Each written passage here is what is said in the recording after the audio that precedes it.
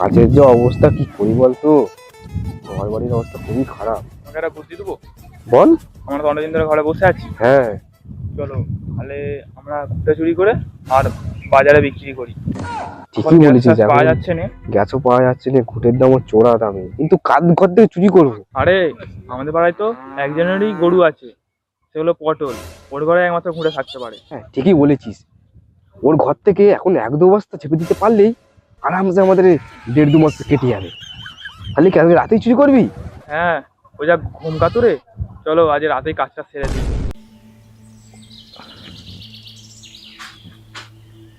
কালকে কি গেটটা দেয়নি নাকি?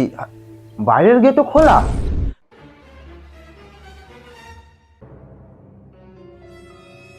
যা, আমার সব ঘুঁটে চুরি হয়ে গেছে। বুঝলি ভাই, তুই তো জানিস, বল কালকে আমার জামাই এসেছিল। আমি মানে পটলকে বললুম যে আমাকে ভাই কিছু ঘুটে দে, দিল উল্টে গাল পারলো। তুই তাকে ভালো করে বলবি যে এখন গ্যাস ট্যাস পাওয়া যাচ্ছে না, যে ঘুঁটে দাও, রান্নাটা অন্তত করি। ভাই আমি সবই বলেছি, বুঝলি। আবার যখন ওকে বললাম যে আমার গ্যাস হয়ে গেছে, হ্যাঁ, ও তখন আমাকে দূর দূর করে তাড়া করলো। বলিস কি রে? হ্যাঁ, গ্যাসের কথা বলেছিস বলে ও দূর দূর করে দাঁড়িয়ে দিল। ভজেন, এক কাজ করি চ, তো আমাদের সাথে এরকম ঘুঁটে ফুটে দিচ্ছে না, খারাপ ব্যবহার করলো। ওরা আজকে রাতের মধ্যে সব ঘুঁটের ফুটকি মেরে দিই, হ্যাঁ, দেখবো কি করে। এই তোর